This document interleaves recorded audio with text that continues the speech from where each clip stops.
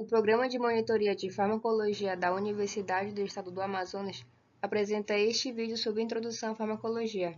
Nele, abordaremos alguns conceitos gerais, exemplos de vias de administração e de formas farmacêuticas. A farmacologia consiste em uma ciência que estuda as interações químicas de substâncias presentes nos fármacos com os organismos vivos.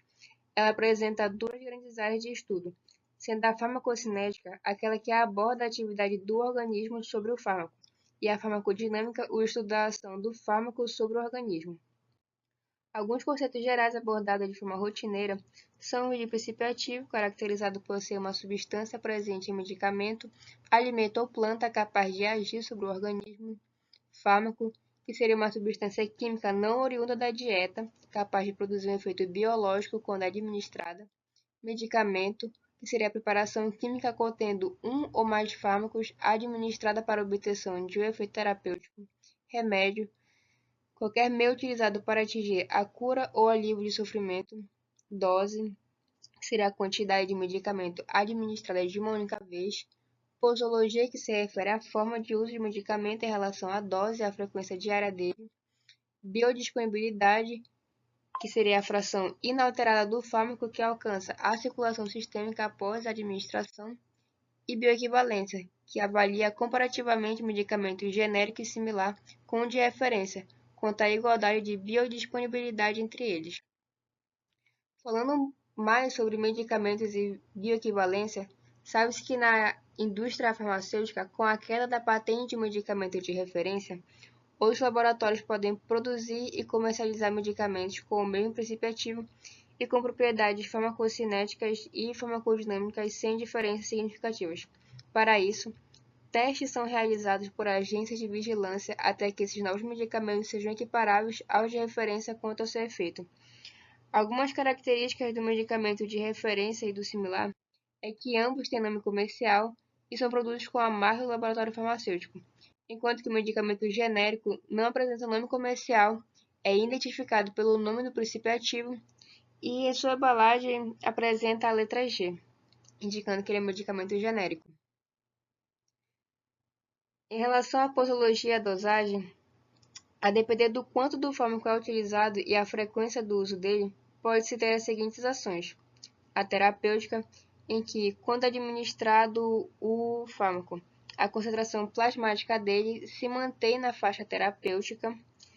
Terapêutica com dose de ataque, geralmente usada em situações de emergência, em que é preciso alcançar a circulação sistêmica de forma rápida e efetiva, podendo ser feita de forma intravenosa e sem atingir uma concentração tóxica do fármaco. Tóxica, em que a concentração plasmática do fármaco ultrapassa o efeito terapêutico e gera efeitos adversos ao organismo, seja uma inflamação nos órgãos que metabolizam esse fármaco ou em outros sistemas. E a subterapêutica, em que a concentração plasmática do fármaco não é suficiente para atingir o efeito terapêutico esperado. Falando agora sobre a biodisponibilidade, tem-se que ela é determinada pela comparação entre os níveis plasmáticos do mesmo fármaco e na mesma dosagem, obtidos na administração intravenosa e outra via qualquer. Tal comparação pode ser observada pela relação entre as áreas sob as curvas de um gráfico, as quais refletem a quantidade do fármaco absorvido. Ou seja, enquanto na administração intravenosa, pelo fármaco atingir primeiramente a circulação sistêmica, 100% do fármaco inalterado exerceria seu efeito, sendo assim na administração intravenosa tem-se uma biodisponibilidade de 100%, enquanto em outras vias, dadas as barreiras que elas atravessariam para chegar na circulação, elas teriam uma biodisponibilidade menor que 100%. A biodisponibilidade pode ser calculada por essa fórmula em relação às áreas sob as curvas, e é importante lembrar que ela é dada em porcentagem. Alguns fatores que influenciam a biodisponibilidade de um fármaco são a biotransformação hepática de primeira passagem, interações medicamentosas, insuficiência hepática ou renal, solubilidade do fármaco, instabilidade química e via de administração.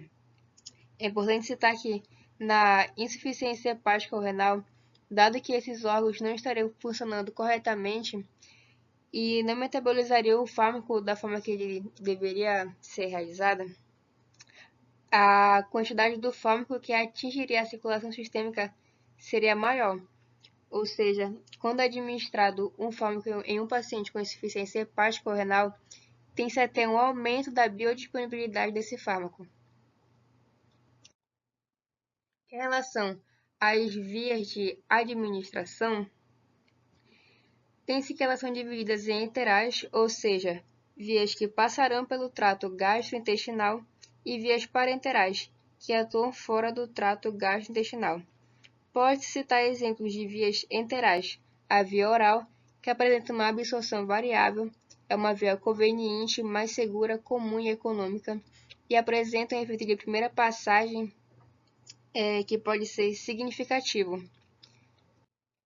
A sublingual, que evita o efeito de primeira passagem e é limitada a certos tipos de fármacos, e a via retal, que apresenta uma absorção variável, tal qual a via oral.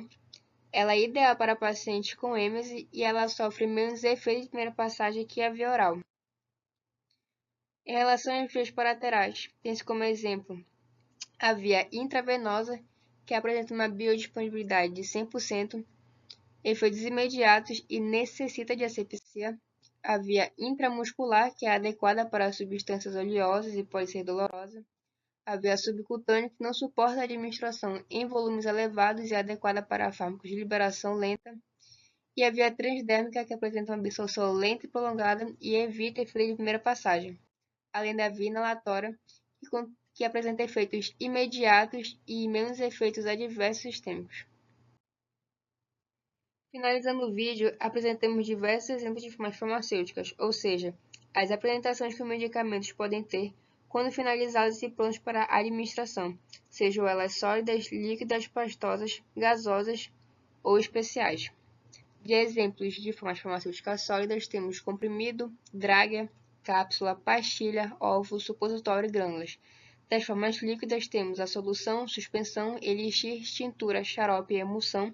Das pastosas, pomada, creme, pasta e gel. Das gasosas, vaporização e aerosóis. E das especiais, ampola, colírio, spray e adesivo. Para maiores informações, recomendamos a leitura da literatura científica da área. Obrigada por assistir. Para ajudar o canal, inscreva-se e compartilhe esse vídeo com seus amigos.